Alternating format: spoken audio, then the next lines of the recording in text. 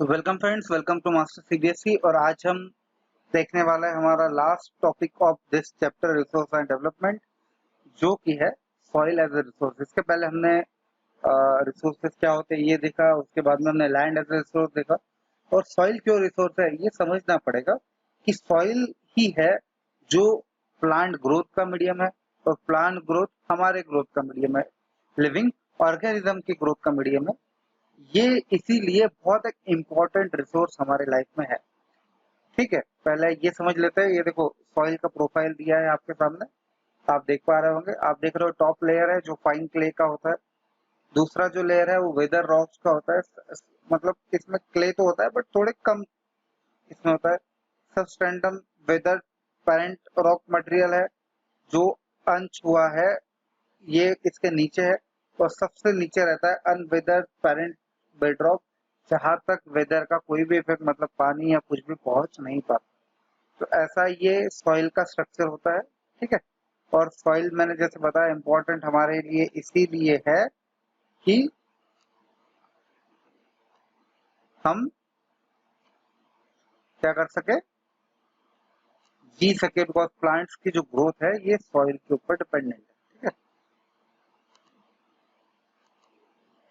तो अब एक ध्यान दीजिए कि सॉइल एक लिविंग सिस्टम है। लिविंग सिस्टम क्यों? बिकॉज इसमें ऑर्गेनिक चीजें भी है, इनऑर्गेनिक चीजें भी है, इसमें बहुत सारे ऑर्गेनिज्म भी रहते हैं, डिकम्पोजर भी रहता है, इसलिए एक लिविंग सिस्टम है जिसका मिलियंस ऑफ ईयर्स लग जाते हैं बस थोड़ी कुछ सेंटीमीटर सॉइल बनने के लिए। और सॉइल बनना किसके ऊपर डिपेंड रहता है? रिलीफ मतलब ऊंचाई, मतलब कोई कोई जगह का टेरेन कैसा है, मतलब वहां पे क्या पहाड़ है, वहां पे क्या प्लेन जगह है, प्लेन्स है, इसके ऊपर वहां का पेरेंट रॉक कैसा है या बेड रॉक कैसा है, वहां पे जो नीचे रॉक है वो कैसा है, क्लाइमेट, वेजिटेशन। आपने सुना होगा कि सॉइल बनती कैसे है। एक वेजिटेशन का पार्ट रहता है, रूट्स, पत्थरों में से रूट्स निकलते हैं, पत्थरों के टुकड़े होते हैं, फिर वो छोटे छोटे पत्थर टुकड़े होते होते सॉइल बनती है। ठीक है, और एक समझना पड़ेगा कि बहुत सारे फैक्टर जैसे कि change in temperature, action of running water, because जितना वाटर रन करेगा उतना फ्रिक्शन होगा, फ्रिक्शन से सॉइल बनते जाएगी। ठीक है, और विंड, ग्लेशियर एक्टिविटी, ये एक्टिविटी ऑफ डिकम्पोजर, ये कुछ ऐसे चीजें हैं जो सॉइल फॉर्मेशन के काम आते हैं। तो आपको एक क्वेश्चन यहाँ पर प्रिपेयर करना है, what are the main important factor of soil formation. तो देखो, ये मैं एक मिनट आपको ये समझा देता हूँ कि ये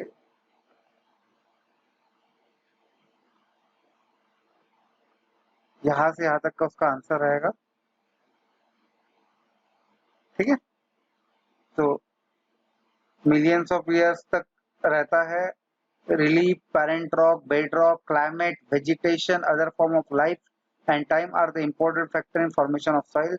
Various forces such as nature, changing temperature, action of running water, wind, glacier, activities of decomposer contribute in formation of soil. तो ये इतना आपका आंसर रहेगा रिलीफ से लेके यहाँ तक का। ठीक है, और एक बात ध्यान रखना कि केमिकल और ऑर्गेनिक चेंजेस बहुत जरूरी है सॉइल में, बिकॉज वो उसकी वैल्यू बढ़ाते हैं, उसकी फर्टिलिटी बढ़ाता है। और सॉइल में दोनों चीजें होती है, ऑर्गेनिक ह्यूमस, ह्यूमस का मतलब होता है लिविंग मटेरियल से बना हुआ चीज, जैसे लीफ है प्लांट के, ये डिकम्पोजर से सड़ते हैं और ये ह्यूमस बनाते हैं।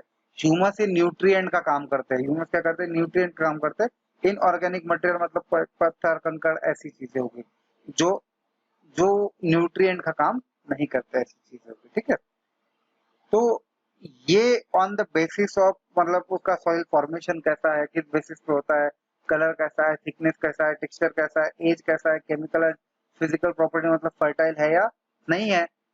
सॉइल 6 पार्ट में डिवाइड होती है। तो ये अब आपको 6 पार्ट क्या है ये मैं समझाने की कोशिश करता हूँ। तो अब हम देखते हैं कि डिफरेंट सॉइल कैसे क्लासिफाई किया जा सकता है। क्लासिफिकेशन ऑफ सॉइल जो है बेसिकली रिलीफ फीचर्स पे, मतलब टेरेन कैसा है, लैंड फॉर्म कैसा है, प्लेन है, क्या है, क्लाइमेट कैसा है, वेजिटेशन टाइप कैसा है, इसके ऊपर डिपेंड करेगा। तो इसके बेसिस पे सबसे इम्पोर्टेंट जो 6 सॉइल के फॉर्म निकल के आते हैं, उसमें से सबसे पहला इंपॉर्टेंट है एलुविया सॉइल। ठीक है, एलुवियल सॉइल ये सबसे इम्पोर्टेंट है। ये वाइल्डली स्प्रेड है, और एक बात ध्यान रखिए, ये वहां पे ही रहेगा जहां पे रिवर सिस्टम रहेगा। मतलब अगर आप देखें पूरे इंडिया को, तो सबसे ज्यादा रिवर सिस्टम का अगर फायदा हो रहा है तो वो कहाँ हो रहा है, इंडस, गंगा और ब्रह्मपुत्र जहाँ पे है, यमुना जहाँ पे है वो साइड में हो रहा है। तो ये वहां पे सबसे ज्यादा पाई जाती है। ठीक है, मतलब this is the most widely spread and important soil in fact the entire southern plain, मतलब नॉर्दर्न प्लेन, सॉरी, मतलब दिल्ली की तरफ का जो हमारा पार्ट है इंडिया का, are made up of alluvial soil. This have been deposited by three important Himalayan river system. जैसे मैंने बताया, जहां पर रिवर है वहां पे ये सॉइल रहेगी, Indus, the Ganga and Brahmaputra. ठीक है, और अब रिवर तो अपने प्रदेश में भी है, तो देखो, this soil are extend in Rajasthan and Gujarat through the narrow corridor, मतलब जहां जहां रिवर्स है वहां वहां पे। Alluvial soil also found in eastern coastal plain, particularly in deltas. Delta समझते हैं ना आप? महानदी, गोदावरी, कृष्णा एंड कावेरी, मतलब फिर से जहाँ पे रिवर सिस्टम आ गई वहां पे ये सॉइल का पार्ट आएगा। ठीक है, ये सॉइल की विशेषता काफी है, मतलब इसमें ह्यूमस का जो प्रमाण होता है काफी होता है। ठीक है, समझते हैं। अब एक समझ लेते हैं आगे।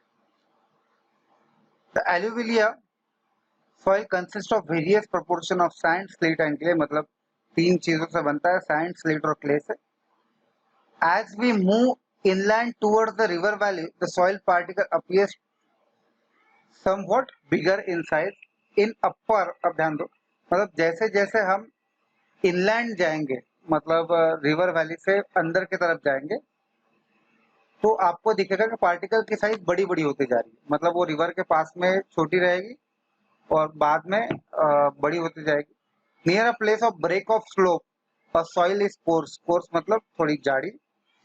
Such soil is more common in predominant plain such as Dhuras, Chos and Terai. Predominant plain का मतलब होता है माउंटेन का निचला पार्ट। ये एक बहुत इंपॉर्टेंट वर्ड है, इसको आप हमेशा ध्यान रखिएगा। प्रीडोमिनेंट प्लेन्स का मतलब क्या होता है, कोई भी माउंटेन का निचला पार्ट। तो धुरा, चाउस और तेराई ये निचले पार्ट है। इस ये यहाँ पे सॉइल क्या होगी, course. Apart from this size of their grains or components, soil also described on basis of their age. हाँ, एज के बेसिस पे भी इसको दो पार्ट में डिवाइड करते हैं, खादर और बांगर।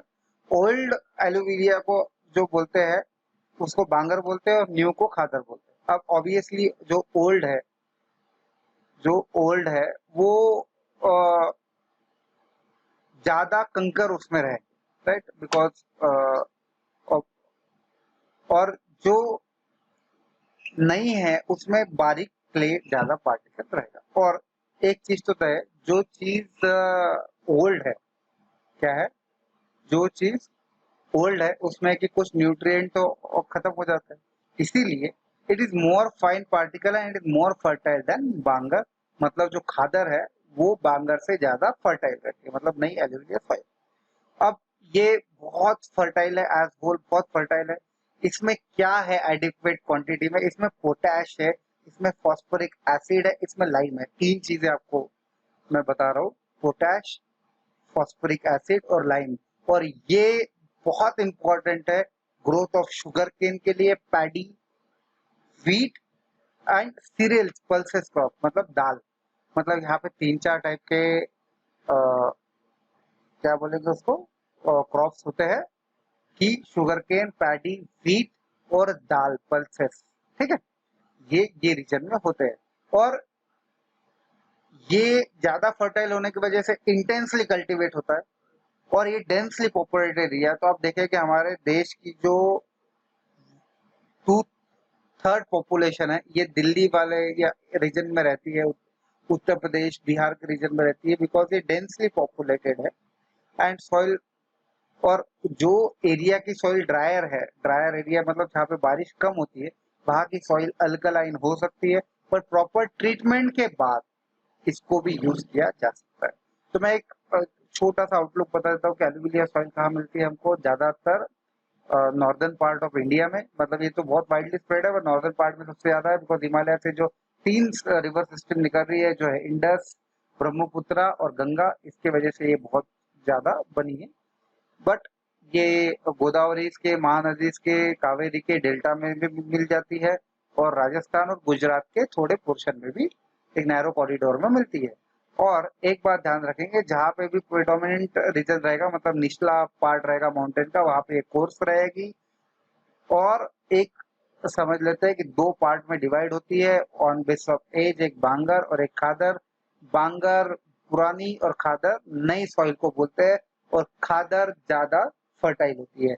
इसमें पोटैश, फॉस्फोरिक एसिड और लाइम सबसे ज्यादा होता है, इसीलिए यहाँ पे शुगर केन, पैडी, व्हीट और पल्सेस के जो क्रॉप्स है वो अच्छे से ये जा सकते हैं। तो ये था एल्यूविलिया सॉइल।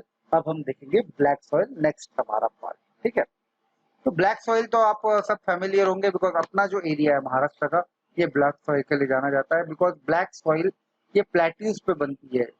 कहाँ बनती है? प्लेट्यूज पे, और ये बनी है वोल्केनिक एक्शन के वजह से, ये समझेंगे लावा फ्लो के वजह से। ठीक है, so these soil are the black in color and also known as ruger soil. Black soil is ideal for growing cotton and it is black cotton soil because हमारे एरिया में आप देखेंगे cotton का क्रॉप बहुत ज्यादा होता है महाराष्ट्र में। It is believed that the climate condition along with the parent rock material are important factor in formation of black soil. मतलब एक क्लाइमेट कंडीशन और रॉक मटेरियल जो हमारे यहाँ पे है वो ब्लॉक सोइल में। This type of soil is typically of Deccan trap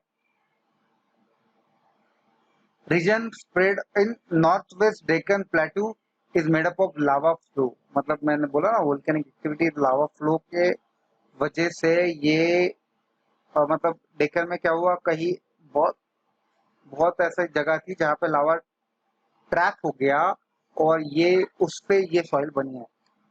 they cover a plateaus of Maharashtra, Saurashtra हमारे बाजू में जो है, राइट, और मध्य प्रदेश, छत्तीसगढ़, मालवा, मतलब हमारा जो रीजन है, मतलब गोदावरी कृष्णा वैली, मतलब थोड़ा सा साउथ पार्ट में, इतने एरिया में ये सॉइल पाई जाती है। अब एक बात ध्यान रखेंगे कि ब्लैक सॉइल सबसे इंपॉर्टेंट है। क्यों है? बिकॉज इसका जो क्ले है वो बहुत फाइन है, मतलब एक्सट्रीमली फाइन पार्टिकल से बनती है। अगर फाइन पार्टिकल से बनी है तो ये मॉइस्चर कंटेनिंग कैपेसिटी इसकी बढ़ जाती है। जितना फाइन पार्टिकल रहेगा, मतलब क्ले ज्यादा रहेगा, तो मॉइस्चर होल्ड करके रहेगा। और ये कैल्शियम कार्बोनेट, मैग्नीशियम, पोटैश और लाइम, मैंने क्या बोला? कैल्शियम कार्बोनेट, मैग्नीशियम, पोटैश और लाइम में बहुत ज्यादा रिच होती है। और इसकी पहचान क्या है कि गर्म हुई तो इसमें क्रैक्स पड़ जाएगी, इसकी वजह से एरिटेशन होता है, मतलब अंदर तक एयर जाके वहां पे आती है। ठीक है, हवा को घूमने के लिए मदद होती है। और जब ये वेट होती है या बहुत ज्यादा गीली होती है तो इस पे काम करना मुश्किल हो जाता है, इसलिए प्री मानसून शावर के पहले इसके जितने भी काम है ये कर डालते हैं। मतलब इसका जो सॉइल को तैयार करना है ये उसके पहले ही करते हैं, right.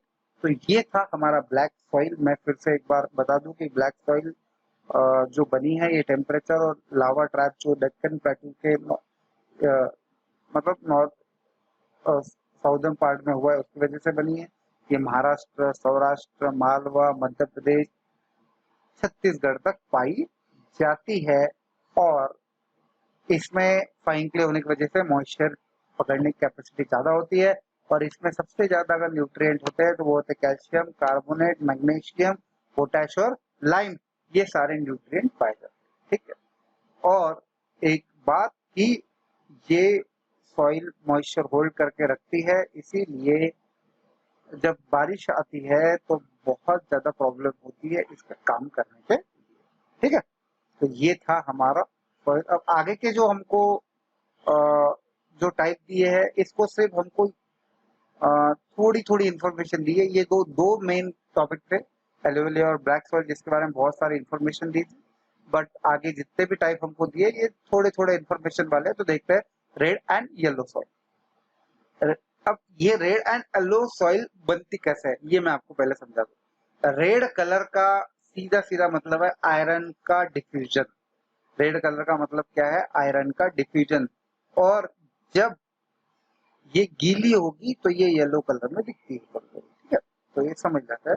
The red soil develop on the crystalline igneous rock in areas of low rainfall in eastern and southern part of Deccan Plateau, मतलब ईस्टर्न और साउदर्न पार्ट मतलब उधर उड़ीसा से लेके नीचे तक साउथ पार्ट तक, ठीक है।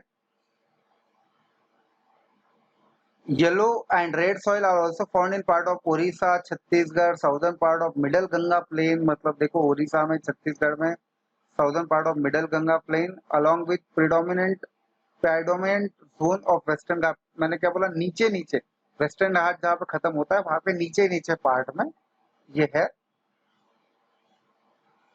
This soil develop a reddish colour due to diffusion of iron in crystalline and metamorphic rock, मतलब देखो ये जो छोटे छोटे रॉक है इसमें जो डिफ्यूजन हो रहा है आयरन का, इसकी वजह से इसका रेड कलर है। It looks yellow when it occurs in hydrated form, मतलब जब गीली होती है तो येलो दिखती है, राइट। तो ये था रेड सॉइल। मैंने फिर से बताया कि ये जो सॉइल का टाइप है ये सिर्फ किसकी वजह से आया है, आयरन के डिफ्यूजन की वजह से आया है, ठीक है। अब लैटरेट सॉइल, अब ये समझना पड़ेगा, Latin word letter, laterite has been derived from Latin word later, which means brick. The laterite soil developed in areas where high temperature and heavy rainfall, मतलब जहाँ पे टेम्परेचर भी ज्यादा है और रेनफॉल भी ज्यादा है। This result in intense leaching due to the heavy rain and humus content। अब देखो बहुत ज्यादा पानी जहाँ पे आया वहाँ पे क्या होगा, बारिश से, हाई टेम्परेचर से बहुत ज्यादा ऑर्गेनिज्म की डेथ हो जाएगी, इसलिए ह्यूमस कंटेंट काफी कम रहेगा। देखो आगे दिखा होगा, low because of most of the micro organism particularly decomposer like bacteria get destroyed due to high temperature, मतलब इसमें ह्यूमस बहुत कम रहेगा। Laterite soil is suitable for cultivation when adequate dosage of manure and fertiliser are given, मतलब ध्यान दो कि इसको भी कल्टिवेट किया जा सकता है बट बिना मैन्योर और फर्टिलाइजर के नहीं किया जा सकता। This soil are mainly found in southern part, जहाँ पे हमारा है कर्नाटका, केरला, तमिलनाडु, मध्य प्रदेश, ये और hilly region like Odisha, Assam. अब ये इसको यूज में कैसे लाए ये देखते हैं। After adopting appropriate soil conservation techniques, particularly in hilly areas of Karnataka, Kerala and Tamil Nadu, soil is very useful for growing tea and coffee। मतलब इसको प्रॉपर इसका जो अगर कंजर्वेशन किया तो ये टी और कॉफी के लिए बहुत ज्यादा उपयोगी है। कहाँ पे, कर्नाटका, केरला और तमिलनाडु, पूरी जो टी और कॉफी है मैक्सिमम यहाँ से हमको आती है।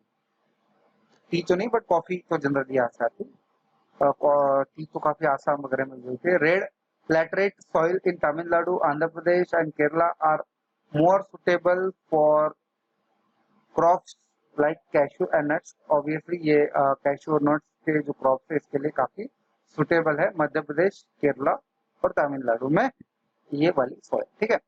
एरिड सॉइल का नेक्स्ट हमारी जो सॉइल, एरिड सॉइल मतलब वो डायरेक्टली यही होगा कि जिसमें सैंड ज्यादा है, ठीक है, कि रेड से ब्राउन कलर में पाई जाती है। Arid soil is range from red to brown in colour, they are generally sandy in texture and saline in nature, मतलब ये बेसिक सलाइन इन नेचर है, सैंडी इन टेक्सचर है, जहाँ पे सैंड होगी।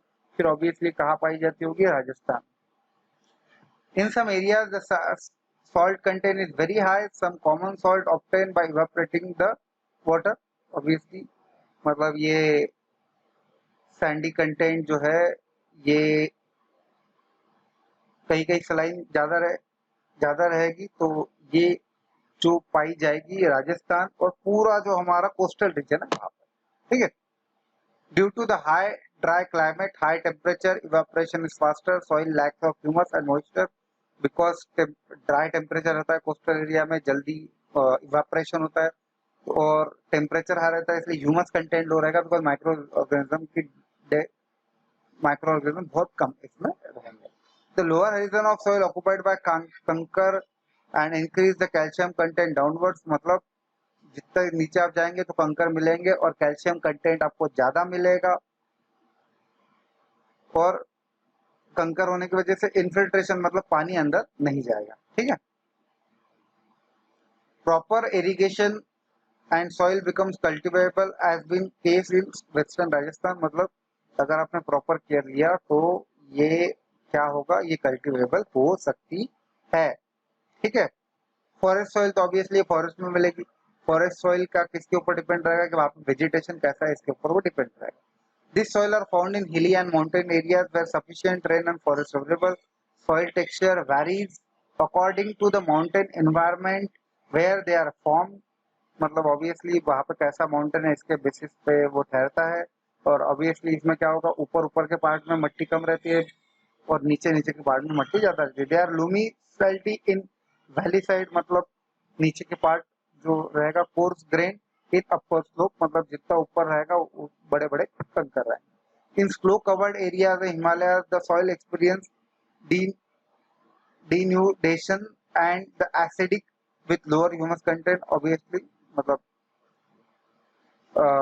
इसमें ह्यूमस काफी कम रहेगा, ठीक है, और एसिडिक रहेगा।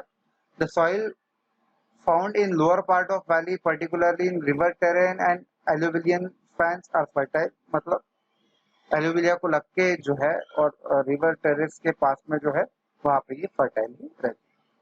अब हमारा जो लास्ट टॉपिक है आज का वो है सॉइल इरोजन एंड कंजर्वेशन। अब देखो, सॉइल इरोजन तो ये तो नेचुरल प्रोसेस है, इसको रोका नहीं जा सकता, इसको लिमिट किया जा सकता है, बट ये जितना सॉइल इरोड होती है उतनी बनती भी है, तो इससे डिस्टर्ब नहीं होता।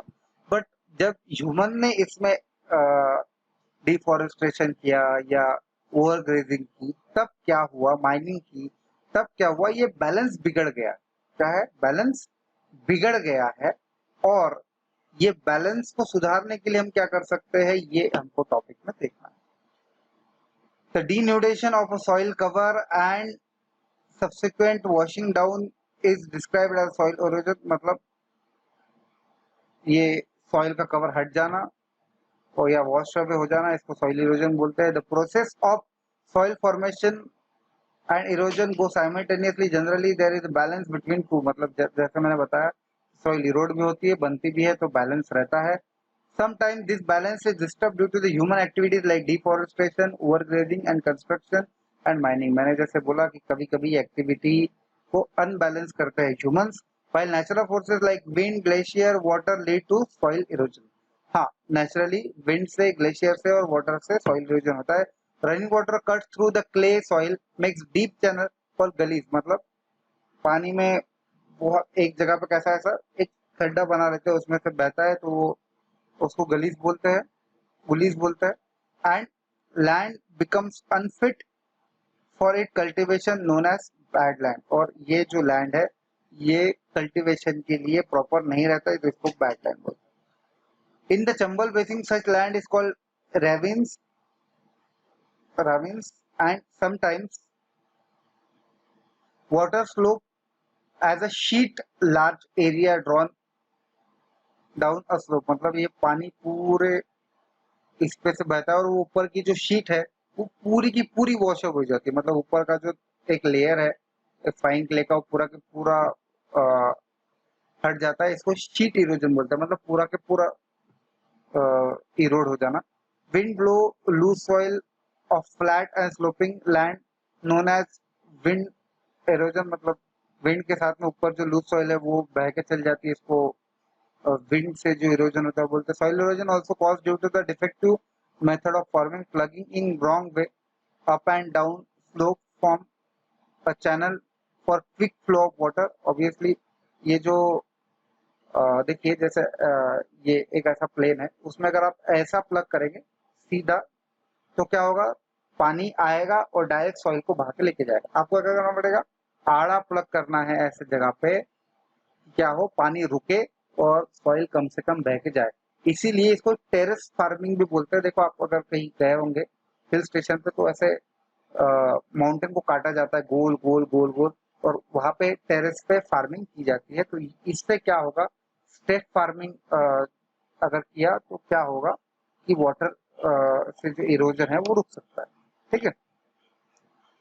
Plugging along the counter lines de-accelerate the flow of water down the slope, and this counter the is called counter plugging. मैंने जैसे बोला आड़े ऐसे प्लग किया है आपने, तो क्या होगा, पानी रुक रुक के आगे बढ़ेगा, तो इससे इरोजन रोका जा सकता है।